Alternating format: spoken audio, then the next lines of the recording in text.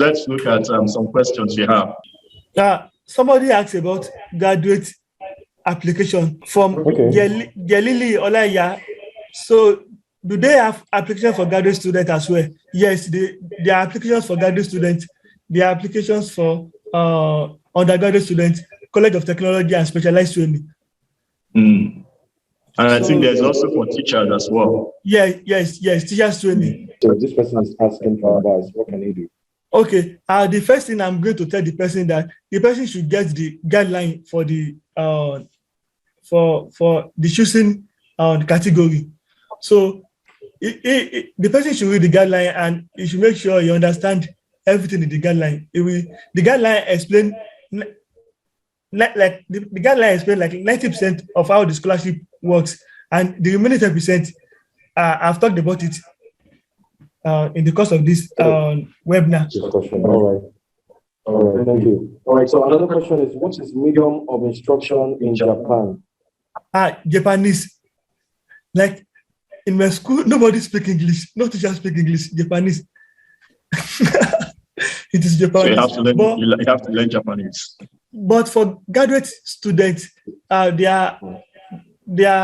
think the languages are English and Japanese. Yes. All right. Okay, English and Japanese. Yes. Someone said, can you tell us about SOP?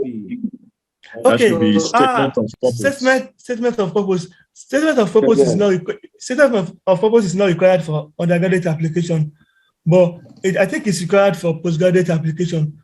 So I think the best thing I can say is that the person should just go online, because there are a lot of resources online.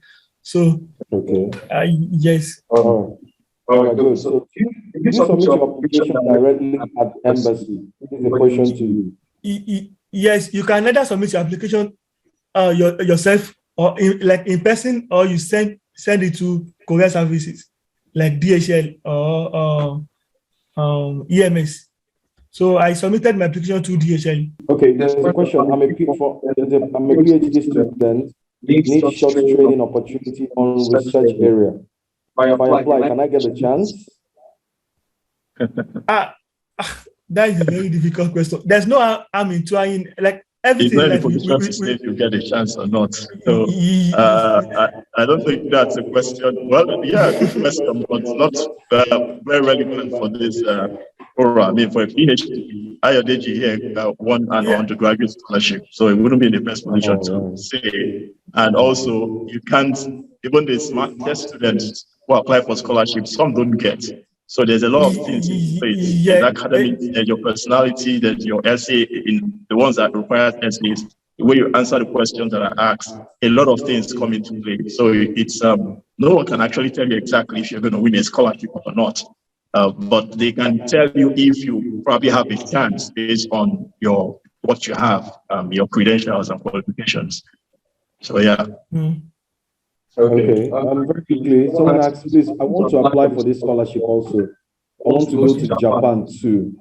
So you see, Mr. Ware, you see, you're inspiring a lot of people this day. So he's asking, what can I do? Just a second. I think he left. Yes. The person should read the guideline first. The guidelines for all the categories are online. Just put Japanese government scholarship undergraduate guideline, put it on Google, then download and read it. Then after that, start preparing for the examination. So I think the two are just the apart from Mext Scholarship, is there any other scholarship option for African students? Of course, there are lots of scholarships. Mext Japanese government scholarship is just one of thousands of scholarships out there. Yes, and even currently, there's a lot. Currently, there is Korean government scholarship is currently on, and it's like Japanese government scholarship. Similar. Too. Yes, but in Korean government scholarship, they don't do entrance examination, and I think it's even easier to get than Japanese government scholarship. So and it is fully funded. Like it's just like Japanese government scholarship too. Everything is paid by Korean government. So applicants can also try it out. Okay, so someone asked a question very quickly. applied to this year but didn't get called for the exam for the health certificate, is the doctor supposed to fill the form only, or the test result should be attached? Oh, just the health certificate is enough. The single paper is enough. Then it must be stamped. Like they put a lot of emphasis on authentication. So everything you are submitted to the embassy must be certified. So the health certificate must be certified by the hospital management. Then the result, your academic result, like maybe O-level result, the copies must be stamped either by the school or court of law. So that there are people who put up beautiful applications through a lot of research and they don't get called up for the exam. What do you think is the reason? Like I said earlier, almost all Nigerian students wanted to leave the country. So the competition is very, very intense. Exactly. Very, very intense. So you have to put in your best. And one should not think because of that, and once you decide that it's not going to try anything. For instance, in KGSP in 2019, the slot was won for PhD applicant in 2019. And the person that finally got it, he graduated in OU with second class results, and they were first class students. So one should not think because people are many and I'm not going to try something, it's not a good idea. So I would just say you should just try your best. Make sure you do everything. Just put in your best. Okay. Yeah, I mean, to add to that, it's just like applying for a job where you have just 3 positions to be filled, and 100 people apply for it. And out of the 100, 20 are qualified. No matter how qualified those 20 are, they are not going to take 20 people. It's 3 people they are going to take. So if you don't make it and you are sure you have put in your best application, all you have to do is just try again. Try again the next year, try other application scholarships. Ayodeji here is a testament to the fact that you have to keep trying. If you had given up the first or second time, you wouldn't have gotten it eventually. So you have to understand that there are many forces at play here. So even when you have done your possible best, there are a lot of things that happen. And in scholarships where someone has to review your application, probably first stage, second stage, the person may just have a bad day and end up not giving you, putting you forward as a selected candidate. So a lot of things. So the key here is that you keep trying, keep on trying, and be consistent, persistent as well. Yes, I have something to add to that. In whatever thing you want to do, make sure you get the right information. For instance, when I was not getting the scholarship in 2019, I was in 12 level. So I started making plans for my post-graduation. Then I wanted to apply to Oxford for my master's. Then I had this in mind. So when I was now making my findings, I got to know before I was just thinking once I graduate with first class in OAU, I can just get anything easily.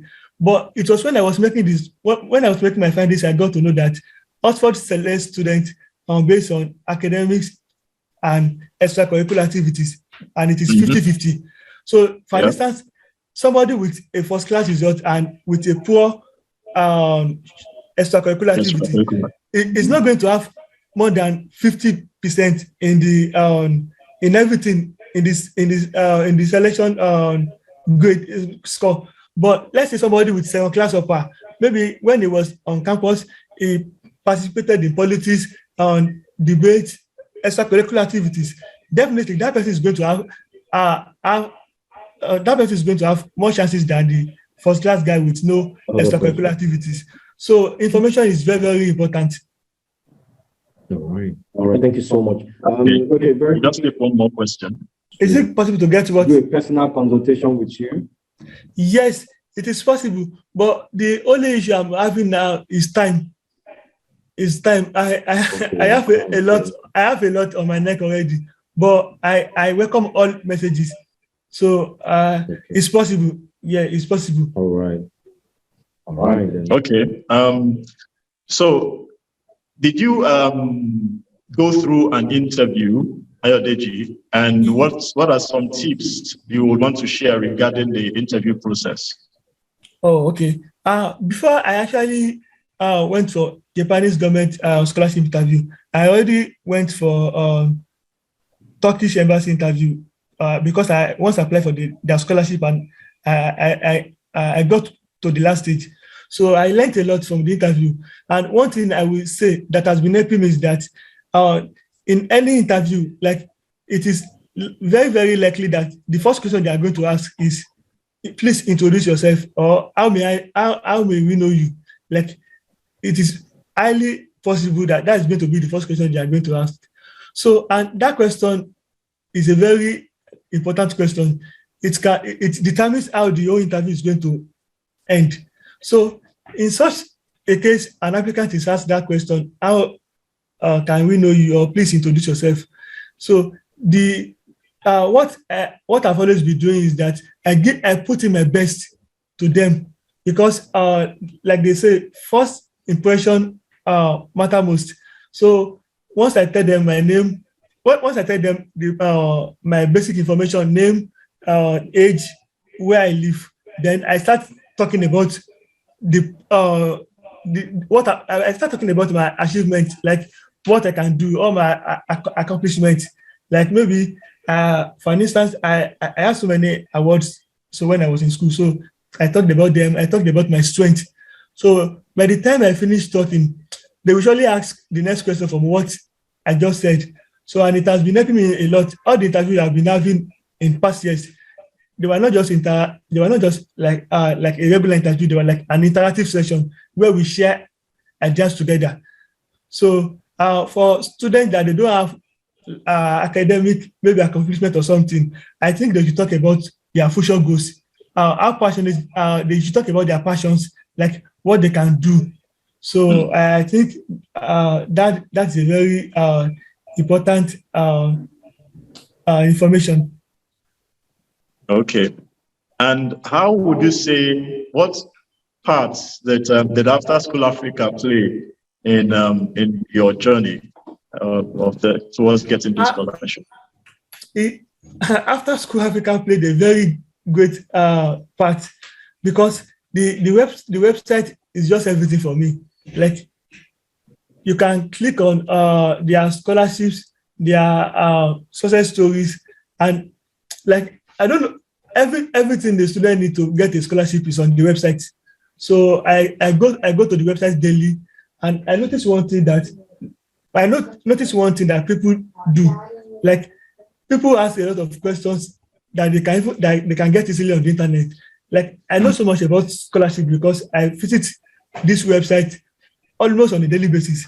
Even now that I even got I'm even on scholarship in Japan, I still visit website like at least 2 times a day, 2 times a week to check for latest scholarship updates.